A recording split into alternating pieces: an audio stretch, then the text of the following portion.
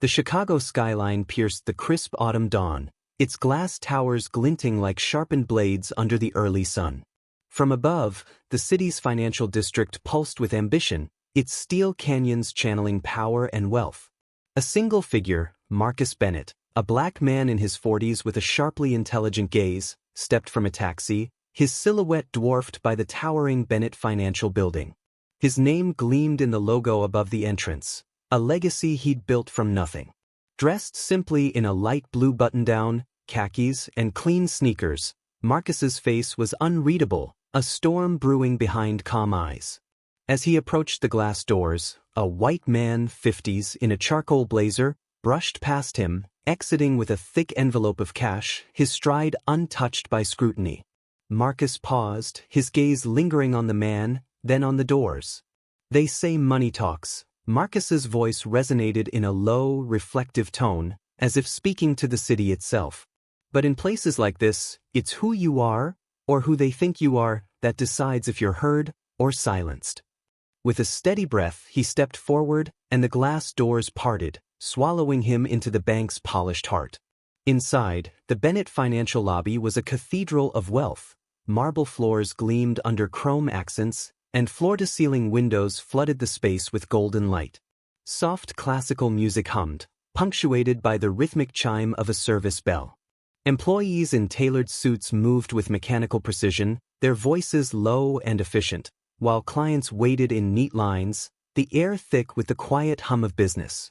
Marcus blended into the crowd, his presence understated but his eyes sharp, scanning the room. This was his empire, built from the ground up, a testament to his vision. But today he wasn't the CEO.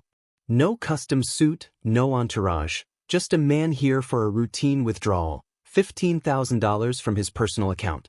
It should have been simple. His gaze caught a transaction at the counter. The white man from outside stood before Amy Carter, a blonde woman in her 30s, her navy blazer crisp and her name tag gleaming. Amy smiled warmly, her fingers deftly counting out crisp stacks of $20,000 in cash. The white man pocketed the money, nodded, and strolled toward the exit, unbothered, unquestioned. Marcus's jaw tightened for a split second before he smoothed his expression. He'd seen this before, felt it before, but today he was here to test his own institution. Marcus stepped to Amy's counter, sliding his driver's license and a completed withdrawal slip across the polished surface. Amy, barely glancing at him, spoke flatly, "Fill this out." Marcus paused, studying her. No greeting, no warmth. The contrast to the previous transaction stung like a slap. He picked up a pen, filled out the slip with deliberate care, and slid it back with his ID. Amy glanced at the amount, $15,000, then shoved the slip back without touching the ID. "We can't process this," she said curtly, her arms crossing. Marcus frowned, his fingers brushing the rejected form. "Excuse me?" he asked, his voice calm but measured. Amy, her arms still crossed, replied, "We don't handle large cash withdrawals like this." Marcus's brow furrowed.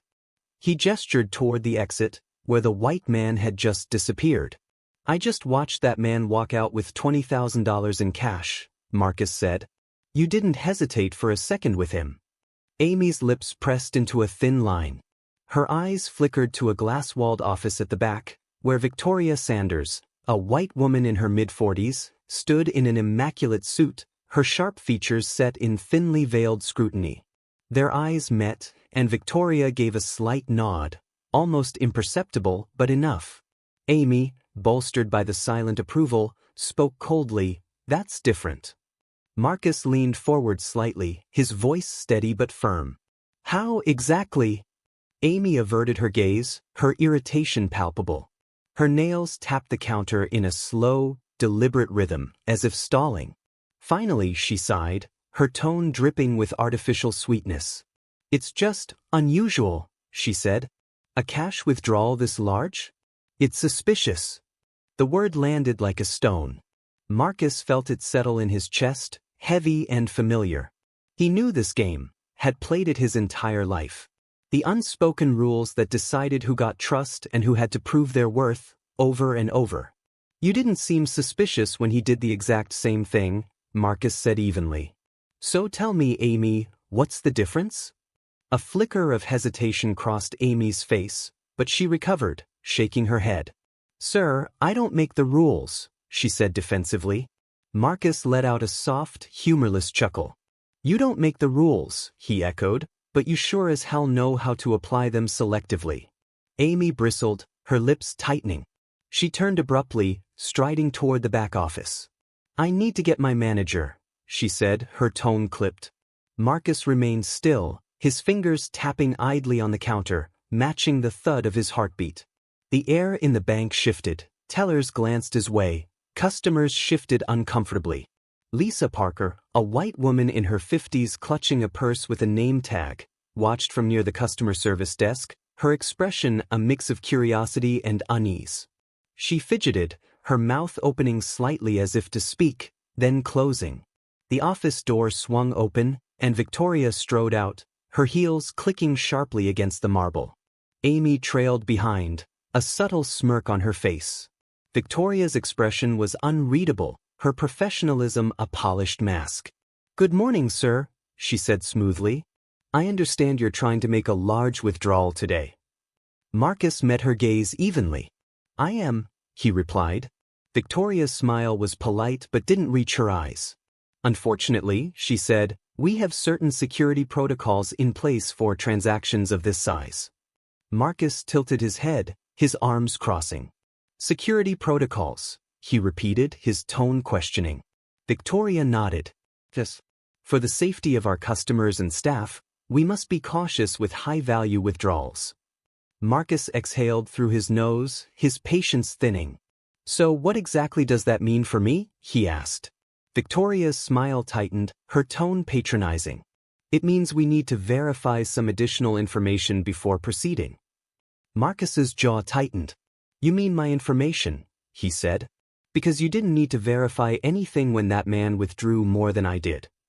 Victoria's smile didn't falter, but her jaw tensed. I can't speak to other customers' transactions, she said sharply. But in this case, I'll need to confirm the source of these funds and your last deposit amount. Marcus felt his patience slip further. You have my account number right in front of you, he said. Look it up. Victoria's expression hardened. I'm going to need you to cooperate, Mr. Bennett, she said. Marcus laughed, short and incredulous. Cooperate, he said. I'm standing here giving you everything you need to do your job, and you're still finding reasons to refuse me. That's not protocol. That's profiling. The word cut through the air like a blade. Victoria's eyes flickered, Amy stiffened, and the room seemed to hold its breath. Victoria lifted a hand, signaling across the lobby. Ethan Reynolds, a white, broad-shouldered security guard in his mid-30s, straightened from his post by the entrance and approached, his boots echoing ominously. Marcus didn't flinch as Ethan neared, his presence looming. Victoria kept her gaze fixed on Marcus, expecting compliance. I'm going to ask you again, he said calmly. Can you verify the source of these funds? Marcus replied evenly, my paycheck. Like every other time I've deposited money into this account. Victoria pressed further. And can you provide the exact amount of your last deposit? Marcus stared, the weight of the room pressing in. Lisa Parker fidgeted, her grip tightening on her purse. The silence was stifling. You have my account number, Marcus said, forcing calm. Why don't you look it up? Victoria's response was curt. That's not how we do things here. Marcus's laugh was low and bitter. That's interesting, he said. Because I've banked here for years, and not once have I been asked these questions. Not once have I been treated like I don't belong. So tell me, Victoria, what exactly about me makes you think I don't? The silence was deafening. Amy shifted uncomfortably, but Victoria remained unfazed, her lips curving slightly, as if she enjoyed the power she held. She glanced past Marcus, signaling Ethan. I'm going to have to ask you to leave, Ethan said flatly. Marcus turned slowly, meeting Ethan's gaze. He searched for doubt, for hesitation, but found none. He inhaled deeply, his patience fraying. You're refusing to process my withdrawal, Marcus said, his voice calm but clear. Despite having my identification, my account information, and despite processing a larger withdrawal for a white customer right before me. He pulled out his phone, hit record, and held it up. Amy tensed. Victoria's jaw twitched. "Put that away," Victoria said. Ethan, less certain now, repeated, "I'm going to ask you again. Step outside." Marcus stood firm. "And if I don't?" he asked. Ethan didn't hesitate. He grabbed Marcus's arm, yanking him backward. Marcus stumbled, his shoulder colliding with Ethan's frame as he was spun toward the door. A sharp gasp rippled through the lobby. Someone muttered, "What the hell?" but no one intervened. Ethan shoved Marcus again harder, until his back hit the glass door. The impact sent a jolt up his spine, but Marcus refused to show it. The door swung open, and he was pushed outside, the cold air hitting him like a slap. Ethan tossed Marcus's ID to the pavement, the plastic clattering lifelessly. Marcus's chest burned, rage simmering beneath his calm exterior. Before he could move, Jamal Brooks, a black security guard in his mid-30s, weary but resolute, stepped forward. His expression was unreadable, but his eyes held a quiet understanding. He crouched, picked up the ID, dusted it off with care, and handed it back to Marcus. "This place," Jamal muttered, "always does this." Marcus took the ID, their fingers brushing briefly. Jamal continued, his voice low, "Doesn't matter if you got a degree, credentials, keep your head down. They don't want us here. Not in the offices, not at the top. We're security, janitors, the numbers they need to look like they care." Marcus nodded, his grip tightening on the ID. He pulled out his phone again, this time dialing. The line rang twice. "Marcus." David Carter's crisp voice answered. Marcus's grip tightened. "I need you at the Chicago branch." "Now," he said. A beat of silence, then a sharp inhale. "I'll be there in 15, David replied. Marcus ended the call, sliding the phone into his pocket. His eyes met Jamal's, who let out a humorless laugh. "Well," Jamal said, "this is about to get real interesting." 15 minutes later, a sleek black car pulled up to the curb. David Carter, a white man in his early 50s with salt and pepper hair, stepped out, his sharp suit exuding authority. He strode toward the entrance, his gaze locking onto Marcus. Ethan straightened, uncertainty flickering across his face. David brushed past Ethan without acknowledgement, the glass doors parting for him. Marcus followed, Jamal trailing behind. The lobby fell silent as David entered, his presence slicing through the tension. Victoria looked up, her composure faltering as she saw David. She smoothed her blazer, forcing a smile. "Mr. Carter," she said evenly, "I wasn't expecting—" David cut her off. "Clearly," he said, his tone cold. "Because if you had been, this wouldn't be happening." Victoria's lips parted, then closed. David's gaze shifted to Marcus, then back to her. "The only thing I'm confused about," David said, "is why my CO was just forcibly removed from his own bank." The room froze. Amy paled. Ethan stiffened. Victoria blinked, her mask cracking. I, she stammered. David turned to Amy. "You refused his transaction," he said. Amy's throat bobbed. "I was just following protocol," she said weakly. David cut her off. "Protocol?" he said, his tone edged with disbelief. "Is that what we're calling blatant racial profiling now?" Amy's mouth opened, but no words came out. David turned to Victoria. "Did you even check his account before deciding he wasn't qualified to access his own money?" he asked, his voice slow and deliberate. Victoria hesitated, her composure crumbling. "Yes or no?" David pressed. "No," Victoria whispered, barely audible. David exhaled, his gaze sweeping the room, Amy, Ethan, the tellers who had watched in silence. "You're done here," he said to Victoria. Victoria went rigid. "Sir," she began, but David continued as if she hadn't spoken. "Effective immediately," he said. "And if I find out this kind of treatment has been happening to other customers, or if any employee thinks they can use their position to enforce their own biases, you won't just lose your job. You'll answer for it legally." Victoria flushed, her confidence shattered. Marcus stepped forward, his voice sharp. Unnecessary? He said, incredulous. You had me thrown out like a criminal. You refused to look at my ID, refused to check your own system. You knew exactly what you were doing. David nodded to Marcus, an apology in his eyes. He turned to Jamal. And you? He asked. Jamal stiffened. You're promoted, David said. Effective today. You deserve better than working under people like this. Jamal blinked, caught off guard.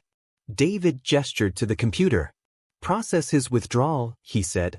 Amy moved quickly, counting out $15,000 in crisp bills. Marcus took the cash, his gaze flicking to Jamal. He slid a stack toward him. Take the day off, Marcus said. Jamal hesitated, then took the bills, a faint smile breaking through. Marcus turned to Victoria one last time.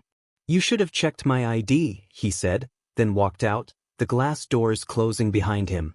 Later, Marcus sat at a sleek mahogany desk in his executive office, the Chicago skyline sprawling behind him. Awards lined the shelves, a framed Forbes article touting him as the visionary behind Bennett Financial. David stood across from him, pouring 2 glasses of bourbon. I've suspended Victoria and Amy pending a full investigation, David said. Ethan's out. We're auditing every transaction they've handled in the past year. Marcus nodded, swirling the amber liquid in his glass. It's not just them, David, he said. It's the culture. I built this place to be different, but it's still the same game. Different rules for different faces. David sighed, leaning against the desk. We'll fix it, he said. Mandatory bias training, new hiring protocols, oversight committees. Whatever it takes. Marcus's gaze drifted to the window, his expression unreadable. It's not about training, he said. It's about people choosing to see past their own prejudices. You can't mandate that. David nodded, the weight of the truth settling between them. At the same time, in the bank lobby, Jamal stood at the security desk, now in a supervisor's uniform. He oversaw the floor with quiet authority, his eyes catching the subtle glances from tellers. Lisa Parker approached, hesitant. I saw what happened earlier, she said. I should have said something. Jamal studied her, his expression neutral. Yeah, he said. You should have. Lisa flinched but nodded, clutching her purse. I'll do better, she said. Jamal didn't respond, but his gaze softened slightly as she walked away. 1 week later, outside Bennett Financial, the bank hummed with change. New signs announced diversity and inclusion training sessions. Employees moved with a mix of caution and purpose. Marcus stood outside, watching through the glass doors. Jamal joined him, hands in his pockets. Heard you're shaking things up in there, Jamal said. Marcus nodded. Trying to, he said. Takes more than a week to undo decades of habit. Jamal's gaze was distant. You ever get tired of it? He asked. Fighting the same fight over and over? Marcus exhaled, his breath visible in the cold air. Every damn day, he said. But then I remember, someone's gotta do it. Might as well be me. Jamal chuckled, the sound warm but weary. Guess I'm in it now too, he said. Marcus clapped a hand on his shoulder. Good, he said. We need more like you. That night, in Marcus's office, he sat alone, the city lights glittering beyond the windows. He held a photo, a younger Marcus with his parents, standing outside a small South Side barbershop. His father's hand rested on his shoulder, pride in his eyes. Marcus traced the frame, his expression soft but resolute. This fight, he said to himself, his voice low, it's not just for me. It's for them. For everyone who's ever been told they don't belong. And I'll keep fighting because that's what power is. Not just having it, but using it to make things right. He set the photo down, leaned back, and stared out at the city, a quiet determination burning in his eyes.